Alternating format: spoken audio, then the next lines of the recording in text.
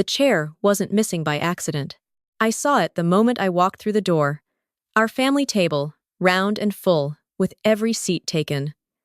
My mother-in-law, Diana, sat at the head. My husband's two sisters flanked her on either side. His brother and his wife filled the remaining spots. 8 chairs, 8 people already seated. And then there was me, standing at the edge of the table in a burgundy dress I'd spent 40 minutes picking out, holding a small gift bag for Diana's birthday, realizing that no one had saved me a place. I told myself it was an oversight. Maybe the restaurant had miscounted. Maybe someone had moved a chair earlier and forgotten to bring it back. I looked at my husband, Marcus, but he was already leaning over his mother's shoulder, laughing at something on her phone. He hadn't noticed. Or he had, and he didn't want to be the one to say anything. His sister, Candace, noticed me noticing. She didn't say anything for a moment. She just let her eyes travel from my face to the table, then back to my face, and then she smiled, not warmly, not the way you smile when you're about to help someone. It was the kind of smile that already knows the punchline. "Oh," she said, loud enough for the table to hear. "We weren't sure you were coming. Marcus said you might be working late." Marcus had not told me that was what he said. "I got off early," I said, and I kept my voice even. "Well?" Candace looked around the table with a small shrug. "There's no seat. But I'm sure the restaurant has a spot at the bar? Or you could pull up a chair from one of the other tables." The restaurant was Aurelius. It was the kind of place where a glass of sparkling water cost $14, and the waitstaff wore pressed white shirts with no wrinkles. You did not pull chairs from other tables at Aurelius. Diana patted Candace's hand without looking at me. "She's resourceful. She'll figure it out." I stood there for 3 seconds. I counted them. 1, 2, 3. Long enough to feel the weight of what had just happened settle into my chest. Long enough to understand that this was not an accident. Long enough to decide what kind of woman I was going to be in the next 2 hours. I pulled a chair from the empty table beside us, not because I had no spine, because I wasn't done yet. I want to be clear about something, because I know the first question that comes to mind is why I stayed. Why didn't I turn around and leave the moment I saw no chair waiting for me? And I've asked myself that too after, when I was sitting in my car in the parking garage, staring at my own reflection in the dark windshield. The answer I kept coming back to was this. I had been swallowing this family for 4 years. 4 years of being Marcus's wife instead of a name. 4 years of holiday dinners where I cooked and cleaned and no one said thank you. 4 years of watching Diana give her daughters gift-wrapped jewelry while handing me a candle from the checkout line at HomeGoods. I had been patient. I had been gracious. I had been the kind of woman who pulls up a chair and smiles and says nothing. That night, I decided I was going to let them finish the story they were writing because I already knew how it ended. The evening started the way these things always do. Slowly, pleasantly, with the performance of family warmth. Wine was poured. Bread arrived in a linen-lined basket. Diana told a long story about a trip she and Marcus's father had taken to Napa in the 90s, and everyone laughed at the right moments. The menu was placed in front of us, heavy cardstock. No prices on Diana's copy, because the restaurant did that for the guest of honor. But I had a menu with prices. I watched Marcus's sister Claire run her finger down the list. I watched his brother, Devin, lean over to whisper something to his wife. I watched the ordering begin. Wagyu beef, Chilean sea bass, a bottle of Barolo that the sommelier recommended with the careful reverence of someone presenting a relic, truffle risotto, seared foie gras as an appetizer. Diana ordered the tasting menu 7 courses, the one at the bottom of the page, and then looked up and asked if everyone else was doing the same. Everyone nodded. The sommelier looked at me. I ordered the salmon, $38. A glass of the house white.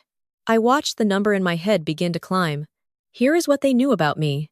The things Diana had learned in 4 years of Sunday dinners and birthday lunches and holidays where I sat quietly and let her talk. That Marcus and I lived in a nice apartment in Midtown. That I worked in healthcare administration. That we had no children yet, which in Diana's vocabulary meant we had no real expenses and therefore no real reason not to have money available for things like 7-course tasting menus and 2018 Barolo. Here is what they did not know. Marcus and I had separate finances. We had always kept separate finances, a decision I'd made before we got married, because I had watched my own mother lose herself financially in a marriage that dissolved when I was 12, and I had promised myself I would never be in a position where someone else's decisions wiped out what I had built. Marcus knew this. Marcus respected this. Marcus had never, not once in 4 years, told his family this. So when the check arrived, I already knew what was coming. The leather folder was placed at the center of the table. Nobody moved. There was a beat of silence, the specific silence of a table full of people waiting for someone else to blink first. Diana picked up her wine glass. Candace refilled it. Devon cleared his throat. He looked at Marcus. "So how do you want to do this?" Marcus looked at me. That look. I had seen that look before. At his work events when someone asked a difficult question, at family functions when the conversation turned toward money. It was the look of a man who wanted someone else to absorb the discomfort he had created. "I think," Marcus said carefully, "we should just split it." "Split it evenly?" I asked. I kept my voice light. Curious, almost. "Yeah. Just divide it up. It's easier." I reached out and picked up the check. The total was $4,312. Before tip. I set it back down. "Marcus," I said, "I had the salmon and a glass of house wine. That's about $52 with tax." I looked around the table. Who had the tasting menu? Diana put her glass down. Who had the Barolo? I continued. That was $380 for the bottle alone. "That's not how family dinners work," Candace said. There it was, that word. Family. You don't itemize at a family dinner. You split it. That's what families do. I turned to look at her. And I want you to understand the particular calm I felt in that moment. Not the brittle calm of someone trying not to cry, but the grounded, clear calm of someone who has been waiting for exactly this moment and is no longer surprised by anything. "Candace," I said, "about 2.5 hours ago, you told me this table was for family and suggested I find a seat somewhere else. I let that sit for a second. So, I'm a little confused about which version we're using tonight." The table went quiet. Devon's wife pressed her lips together. I couldn't tell if she was suppressing a smile or genuine discomfort. Probably both. "That's not what she meant," Diana said. Her voice had that particular tightening, the one that meant she was about to reframe the entire history of events in a way that made her family the reasonable party. "There was a mix-up with the seating. Nobody was trying to exclude you, Diana." I picked up my clutch from the back of my chair. I've been at this table every year for Diana's birthday for 4 years. There has never been a mix-up before. I stood up. I'm happy to pay for what I ordered. I can Venmo the restaurant's amount directly, or I can leave cash. But I'm not splitting $4,000 for a dinner I wasn't invited to sit at. "You're making a scene," Candace said. "I'm doing math," I said. I took out 3 20s and a 10 from my wallet, enough to cover the salmon, the wine, tax, and a 20% tip on my portion. I placed them on the table, folded neatly. I looked at Marcus. He was staring at the tablecloth. 4 years. 4 years of watching him go quiet every time his family needed him to say something. 4 years of sitting across from him at our kitchen table, telling him what his mother had said, what Candace had done, how small they made me feel, and watching him say, "Yes, I hear you, I'll talk to them," and then never talking to them. 4 years of being the only person at this table who understood that love without action is just a nice feeling someone has about themselves. "Marcus," I said, "I'm going home. You should sort this out with your family." He opened his mouth. I had already turned toward the door. The drive home took 11 minutes. I know, because I watched the clock on the dashboard, the way you watch something, when you're trying not to feel the thing that's sitting right below the surface. I pulled into our parking spot, and I sat in the car for a while. I didn't cry. I want to be honest about that. I thought I might, but I didn't. What I felt wasn't grief exactly. It was more like the specific exhaustion of a decision that has been waiting to be made for a very long time, finally getting made. I went inside. I changed out of the burgundy dress. I made tea. My phone started at 10:47 p.m. Marcus first. I let it ring. Then Candace, which surprised me. I hadn't expected her to be the one to call instead of text. I let it ring. Then a number I didn't recognize, which turned out to be Devon's wife, whose name was Priya, and who left a voicemail I didn't listen to until the following morning. I turned my phone face down and drank my tea. The voicemail from Priya was 43 seconds long. I listened to it, standing in my kitchen, in my bathrobe, with the window open, pigeons arguing on the fire escape outside. She said, "I know you don't know me very well, and I know this isn't really my place. But I just want you to know that what Candace said at the beginning of tonight was not okay, and Devon and I are not comfortable with how that dinner went. We're not going to let them split it the way Marcus suggested. I'm sorry it happened. You deserved better than that." I played it twice. Then I set my phone down and looked out the window for a long time. Marcus came home at 12:30. I heard the key in the door, the quiet specific to someone trying not to wake a person who they suspect is already awake. He came into the kitchen. I was still at the table. "Hey," he said. "Hey." He sat down across from me. He looked like a man who had spent the last 2 hours arguing with his family and losing, which was exactly what he looked like. I knew that look too. "They split the bill," he said. "Devon and Priya covered almost half. Mom ended up paying for most of her own." I nodded. "Candace is furious. I imagine so." He was quiet for a moment. Then, "You didn't have to do it like that." And there it was. Not "I'm sorry." Not "that was wrong of them." Not "I should have saved you a seat." I should have told them to save you a seat. I should have told them a long time ago that the way they treat you is not something I'm willing to watch anymore. Not any of that. You didn't have to do it like that. "Marcus," I said, "how long have we been married?" 4 years. "How many of Diana's birthdays have we been to together?" He paused.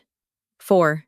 "And in 4 years, has anyone in your family ever asked me what I wanted to order, or whether I was cold, or used my first name in a sentence that wasn't also correcting something I did?" He looked at the table. "I'm not asking you to choose between me and your family," I said. "I am asking you to understand that I made a choice tonight to stop pretending that the way they treat me is something I have to absorb quietly so everyone else can be comfortable." I folded my hands around my mug. "The question now is what you want to do with that." He didn't answer that night. I didn't expect him to. Men like Marcus, good men, mostly, with a deep and complicated loyalty to the families that raised them, don't answer questions like that at 12:30 inches the morning after a dinner that just detonated 4 years of unspoken truth across a restaurant table. They need time to let the thing settle into a shape they can hold. I went to bed. I slept, which surprised me. What I know now, a few weeks out, is this. Priya and I have had coffee twice. She told me, at the second coffee, that the tension between Marcus's sisters and their spouses' families had been going on long before I married, in that I was not the first person to be made to feel like a guest at a table I was supposed to belong to. That knowledge didn't make the hurt smaller, but it changed its shape. It was less about me than I had believed. It was about a family that had built a hierarchy so long ago that nobody remembered building it. They just maintained it, reflexively, the way you maintain any system when you've never had a reason to question it. Marcus and I have been to 2 sessions with a couples therapist. He sat in the first session with his hands clasped and his jaw set, the posture of a man who has agreed to be present, but has not yet agreed to be changed. By the second session, he was leaning forward. He said something that I wrote down afterward because I didn't want to forget it. He said, "I think I believed that because I never said anything cruel to her myself, I wasn't doing anything wrong. I'm starting to understand that silence can be a thing you do to someone. I'm not telling you that as a victory. I'm telling you that as a turning point." Diana has not called me. Candace sent a text that said simply, "That was embarrassing for everyone." I did not respond. But here is the thing I keep coming back to, the thing I want to leave you with if you've sat through this whole story. The chair was not an accident. I knew it when I was standing there with the gift bag in my hand. And I stayed anyway, not because I was weak, not because I didn't know my own worth, but because I understood something that took me a long time to learn. You don't always walk away from the first insult. Sometimes you stay. You watch. You let people show you exactly who they are with no ambiguity. No room for them to say it was a misunderstanding. No way for anyone at that table to look back and claim they didn't know what they were doing. I got $52 worth of salmon and a glass of white wine. And in exchange, I finally got something I'd been waiting 4 years for. I got clarity. And not one single person at that table could take that away from me when I walked out the door.